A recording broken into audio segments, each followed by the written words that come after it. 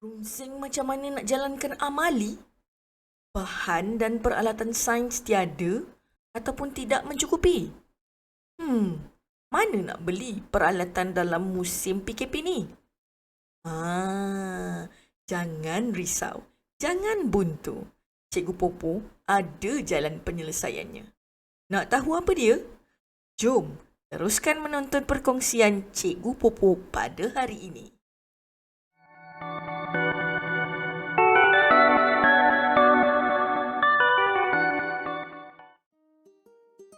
Hai semua.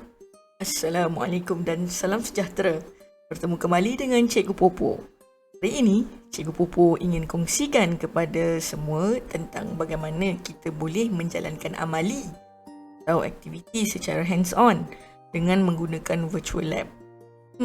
Pada pendapat Cikgu Popo, virtual lab ni amat sesuai sekali digunakan oleh cikgu-cikgu serta anak-anak murid di luar sana. Ibu bapa pun pasti akan teruja dengan virtual lab ni. Sebab apa ya? Sebab ia mesra pengguna dan paling penting, ia adalah percuma. Baiklah semua, virtual labs yang Cikgu Popo nak kongsikan hari ini adalah yang dipanggil sebagai Circuit Construction Kit DC Virtual Lab.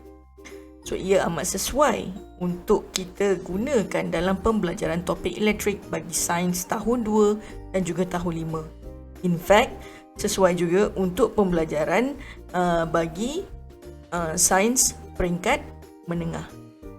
So, tanpa membuang masa, jom semua kita tengok apa yang ada dalam virtual lab ini. Okey, semua, ini adalah laman web bagi Circuit Construction Kit DC Virtual Lab. Okey, jangan risau, Cikgu Popo akan kongsikan link ini di bahagian deskripsi. So, cikgu-cikgu, anak-anak murid di luar sana dan juga para ibu bapa bolehlah mendapatkan link tersebut di bahagian deskripsi video ini. Okey, so seperti yang kita nampak, ini adalah paparan muka depan bagi virtual lab tersebut. So, perkara yang pertama yang perlu kita buat adalah bila kita dah masuk dalam laman web ini, kita perlu menekan button play ni. So, untuk pengetahuan semua, kita gunakan Circuit Construction Kit DC Virtual Lab ini secara online. So, bila kita klik button play, okey, so dia akan keluar begini. Ini adalah paparan di dalam virtual lab bagi Circuit Construction Kit DC Virtual Lab. So, di sebelah kiri merupakan peralatan ataupun objek ataupun bahan yang digunakan untuk kita membina satu litar elektrik. Kawasan biru ni adalah tempat di mana kita akan bina litar elektrik. Paparan di sebelah kanan ini pula menunjukkan kita nak tunjuk arus elektrik yang mengalir. Kita juga boleh labelkan, untuk kita labelkan wire ke apa benda. Kalau kita untick dia, label tersebut akan hilang. So, kalau kita tick dia, dia akan muncul label. Value ni adalah nilai yang terdapat pada sel kering, Swiss dan juga light bulb mentol. So, nilai ni mungkin kita tak perlu bagi peringkat rendah, sekolah rendah. Mungkin menengah dia perlu, mungkin dia akan gunalah nilai value ni. Di sini kita ada peralatan untuk menyukat arus elektrik dalam bentuk voltmeter dan juga meter. Memang amat sesuai lah untuk sains, pembelajaran sains peringkat menengah. Untuk peringkat rendah, kalau nak guna pun voltmeter. Nanti Cikgu Popo akan tunjukkan macam mana yang dikatakan penggunaan voltmeter ni. Okey, so Cikgu Popo nak terangkan dulu paparan di sebelah kiri. So, kalau kita tengok, ini adalah bahan-bahan yang ada. So, kalau kita scroll lagi ke bawah, masih lagi ada bahan-bahan dia. Scroll lagi ke bawah, ini bahan-bahan dia. Yang ini sesuai lah kalau kita nak mengkaji tentang sifat-sifat bahan tu, sama ada bahan itu konduktor ataupun penebat. Scroll lagi ke bawah, ada lagi bahan-bahan yang ada. So, hari ni fokus utama kita adalah ni bahan-bahan yang terdapat pada peringkat permulaan ni. Okey. Okey, kat bawah ni pula adalah paparan. Ini kalau kita bina litar elektrik, dia akan keluar bentuk bateri macam ni lah bentuk bateri dia. Wire macam ni jugalah wire dia. Tapi kalau kita klik di sini, yang ini dia akan keluar dalam bentuk simbol. Dalam bentuk simbol. So, terpulanglah kepada cikgu atau pemurid luar sana nak menggunakan kaedah yang mana. Sama ada nak menggunakan terus bentuk asal ataupun dalam menggunakan bentuk simbol. Hari ni saya nak ajar yang ini dulu. Bentuk asal. So, apa yang perlu kita buat untuk kita bina litar elektrik adalah kita klik and drag. Klik dan drag. So, kalau kita tengok, di sini ada dua bucu yang mempunyai garisan putus-putus. Di sinilah kita akan menyambungkan objek ini dengan bahan-bahan yang lain. Contohnya, cikgu Popo keluarkan bateri, klik and drag. Tengok, bucu ni pun ada dua garisan putus. So, apa yang perlu cikgu Popo buat adalah cikgu Popo klik dan cikgu Popo drag, cantumkan dia. So, maka dah bercantum ataupun dah berhubunglah antara wire dengan sel ring di sini. So, apa yang perlu kita buat lagi? Kita akan keluarkan wire, sambung lagi. Okey, wire ni sebenarnya kita boleh tarik, bagi panjang ataupun pendekkan dia. Bergantunglah. Okey. Contohnya tadi, kalau kita klik show current, okey. Yang ini masa konvensional ni bila kita klik ada, konvensional ni bila kita dah lengkapkan litar dan ada mentol menyala dengan arus elektrik, dia akan tunjuklah aliran elektrik tu dengan menggunakan simbol anak panah. Tapi kalau kita tekan kepada elektron, kita boleh nampak dah ada nilai-nilai elektron di sini. So, kalau rasa dia mengganggu, just antik dia. So, hilang lah. Okay. So, seterusnya, kita akan cuba pasang lagi wire. Okay. Seperti yang cikgu Popo ajar tadi. Cantumkan dua hujung yang garisan putus tu dan kita drag dia ke bawah. Apa perlu kita buat? Kita masukkan Swiss. Swiss ni pun cantumkan begini dan alamak macam ni. Okay, senang saja. Kita boleh luruskan dia, kita drag dia. Drag, jangan lepas sambil klik sambil drag. Jangan lepas. Dan dah rasa straight, baru lepas. Dan apa yang perlu kita buat? Kita sambungkan lagi wire. Okay.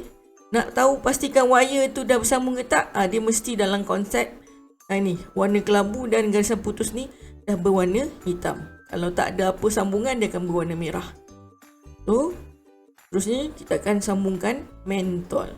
Okay, mentol ni ada dua bahagian. Satu di bulatan garisan putus di bawah, satu lagi garisan putus di belah kanan. So, apa yang perlu kita buat? Pastikan masukkan betul-betul. Dah sengit je tu, kita nak buat, kita betulkan. Betulkan di ujung ni. Dia tegak dah lah. Katakanlah alamak salah lah. Okey, bila kita klik ni, dia akan keluar kuning ni. Bila kita klik gunting, sebenarnya kita dah putuskan dia. Okey, katakanlah kita tak nak. Kalau kita tak nak, kita klik lama ataupun kita mungkin boleh double klik. Bila double klik, maksudnya kita nak buang. So, kita tekanlah tong sampah ni.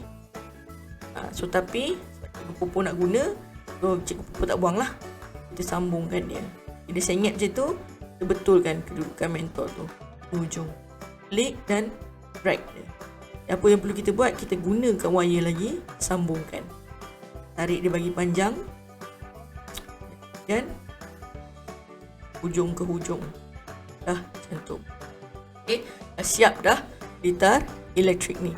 Okey, katakanlah kita bila kita dah rasa yakin ni, okay, kita nak pastikan betul ke tak betul kita buat, kita tutuplah Swiss. Nah, dah menyala pun mentol ni. So, kalau kita nak tengok arus elektrik yang mengalir daripada mana ke mana, so kita tekan show current. Kita tak nak tengok elektron. Elektron ni agak pening sikit bagi sekolah rendah. So, apa yang kita perlu buat? Kita tekan convert, conventional. So kita boleh tengoklah, inilah laluan arus elektrik yang ada. Laluan arus elektrik yang ada. So, kalau kita nak tengok berapakah nilai voltan yang terdapat dalam sel kering, so kita tekanlah value. Yang ini 9 volt. So katakan kita nak tengok berapakah arus elektrik yang melalui mentol ni. So kita perlu buat apa? Kita keluarkan voltmeter ni. So apa yang perlu kita buat? Bawa pergi hujung ni dan ke hujung ni. Berapakah voltan dia? So 9 volt. Samalah dengan arus elektrik daripada sel kering tu tadi. Okey. Kalau kita tak nak guna, kita tolak dia ke tepi. Okey, katakanlah saya tak nak yang ni. Okey, katakanlah kita tak nak yang ni. Apa yang perlu kita buat? Kita tekan button refresh. Okey, kita tekan button refresh adalah di sini. Di sini adalah button refresh. So bila kita tekan ni, kosong semua balik.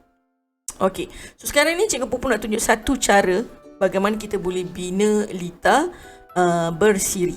So bahan-bahan yang diperlukan adalah wire. So kita bawa keluar wire. Kita bawa keluar sel kering. Wire lagi. Okay. Kemudian wire sekali lagi. Tarik ke bawah. Okay. Kemudian kita pasangkan Swiss. Okay. Sesengit kita boleh betulkan. Okay. Katakanlah terkeluar ni, jangan risau. Jangan risau nak buat apa. Buat tak tahu je. Just klik je kawasan ni. Dia hilang lah. Okay. Sambil tu kita buka balik. Okay. So then ambil wire satu lagi. Kita keluarkan pula mentol. Sambungkan. Okay. Kalau lita bersiri, perlu ada sekurang-kurangnya 2 mentol yang dipasang secara bersebelahan. So ini mentol yang pertama, ini mentol yang kedua. Pastikan disambung ujung. Okey, disambung ujung ni yang kita tegakkan. So dia sebenarnya dia dipasang secara bersebelahan. Dia bukan atas bawah secara bersebelahan. Laluan dia satu je kalau tengok kat sini So ambil balik wayar ni tadi, cantumkan lagi wayar. Sudah siap kita punya lita bersiri. So kalau kita tengok, ini nyalaan mentol tadi. Jadi kalau perasan nyalaan mentol yang mula-mula kita buat dengan satu mentol, mentol yang tu nyala dengan lebih terang. Manakala mentol ni nyalanya agak malap di situ. So kenapa? Mari kita tengok. Ini yang kita nak tengok ni. Kalau kita tekan value, abaikan yang ohm ni. Abaikan yang ohm ni, kita nak tengok volt dekat sini. Okay. Bila kita tengok sini ada 9 volt. Okay, sekarang Cikgu Pupu tukarkan dulu kepada conventional. Arus elektrik konvensional. Maksudnya pergerakan arus elektrik daripada terminal positif ke terminal negatif. Okay, kita tengok sini 9 volt. So kalau kita tengok voltmeter, kita nak tengok berapakah nilai voltan yang melalui bagi kedua-dua mentol ni, kita boleh guna di sini. Drag ujung ni, letakkan di sini. Yang oren ni, letakkan di sini.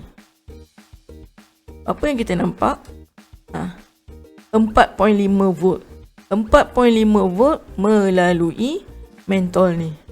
Sedangkan ini 9 volt. Kalau kita bawa sini lagi, sini 4.5 volt. So maksudnya 9 volt ni telah dibahagikan 2. Itu sebablah nyalaan mentol dalam lita bersiri ni semakin berkurangan bila mentol bertambah. Sebab apa? Sebab kuasa bateri ni, tenaga bateri yang ada ini 9 volt ni tadi telah dikongsi 2. Tetap 4.5 volt. Yang belah kanan ni pun 4.5 volt. Kalau yang tadi 9 volt kan, tu nyalaan dia terang.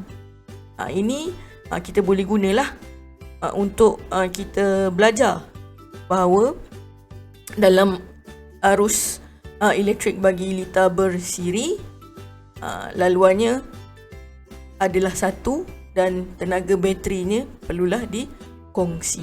That's why penyalaan mentol di dalam litar tersebut akan berkurangan bila kita tambah lagi mentol. So, kalau kita tambah lagi mentol, maksudnya 9 volt ni daripada 4.5 tadi, setiap mentol ni akan jadi 3 volt lah, kurang lagi 0.5 volt. Okey, tak percaya? Kita tengok. Okey, Cikgu Popo tutup dulu show current. So, apa yang Cikgu Popo boleh buat? Cikgu Popo putuskan dulu. Cikgu Popo akan tambah lagi bateri. Cikgu Popo akan tambah lagi mentol. So, sini wire. Pastikan sambung tu Jangan sambung macam ni. Bila sambung macam ni, pakat tak menyala lah hak yang ni satu. Okey. Macam pelik pula kan. Okey. Potong di sini. Okey, potong dia. Pastikan sambung di sini. Yang ini sambung di sini. Barulah dia menyala. Kenapa sengit? Tak apalah. So, kita tengok. Kita tengok nilai dia. Ini 3 volt. Voltage dia 3 volt. Untuk yang ini berapa? 3 volt juga. Yang ini berapa? 3 volt juga. Kenapa 3 volt? Sebab 9 volt ni perlulah dibahagikan kepada 3. Tengok nyalaan dia pun dah makin tak terang. Kalau Cikgu Popo antik dia, nampak lebih clear. Okey, malap, tak terang. So, di sinilah penggunaan voltmeter untuk menerangkan laluan arus elektrik, yang mana dalam litar bersiri ia perlu berfungsi tenaga elektrik daripada sel kering. Okay. So, sekarang Cikgu Popo nak tunjuk bagaimana kita boleh bina litar selari. So, sekali lagi, Cikgu Popo tak nak benda ni, so kita akan klik refresh. Okay, dalam litar selari kita tahu litar selari mentolnya disusun secara atas bawah dalam bentuk selari. So perlu kita buat di sini ada wire, kita keluarkan wire, kita keluarkan bateri, kita keluarkan wire lagi, pastikan sambung betul-betul litar tersebut.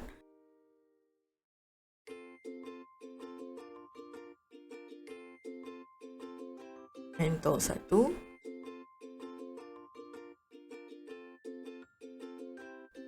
Masukkan switch di sini.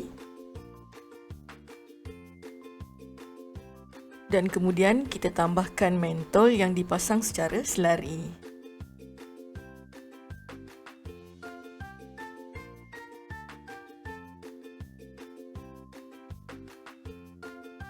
Kita tukar kepada konvensional. So, nyalaan dia, kalau nak dibandingkan tadi, 2 mentol dah malap, yang ini masih lagi sama terang. So, kalau kita tengok value dia, kita bawa voltmeter tadi, kita tengok nilai voltan yang mengalir melalui mentol ni tadi, 9 volt. Yang ini pun masih juga 9 volt. Sinilah. Kenapa? Masing-masing ada arus elektrik yang sendiri. Kalau kita tengok laluan arus elektrik ni, untuk mentol atas ni menyala, ini laluan dia. Untuk mentol bawah ni menyala, ini laluan arus elektriknya. Okey. So, Cikgu Popo dah terangkan bagaimana kita boleh menggunakan virtual lab ini untuk aktiviti di rumah. Memandangkan sekarang PDPR, memang tak boleh nak pergi sekolah, nak beli peralatan elektrik pun mungkin lambat nak dapat. So, cara dia kita menggunakan DC virtual lab ni untuk kita buat tajuk elektrik. So, kepada cikgu-cikgu yang mungkin pening, buntu macam mana nak buat amali sedangkan sekolah pun tak boleh nak pergi, so kita bolehlah gunakan virtual lab ini khas ataupun khusus untuk tajuk sains elektrik tahun 5. Dan Cikgu Popo pasti murid-murid pun akan suka dengan virtual lab ni. So, sampai di sini sajalah perkongsian Cikgu Popo untuk DC Virtual Lab. So, harap dapat memberi manfaat kepada rakan-rakan guru di luar sana dan juga anak-anak murid di luar sana. Jangan lupa untuk menekan butang like, subscribe dan komen bagi video ini. Dan semoga kita berjumpa lagi. Assalamualaikum. Bye.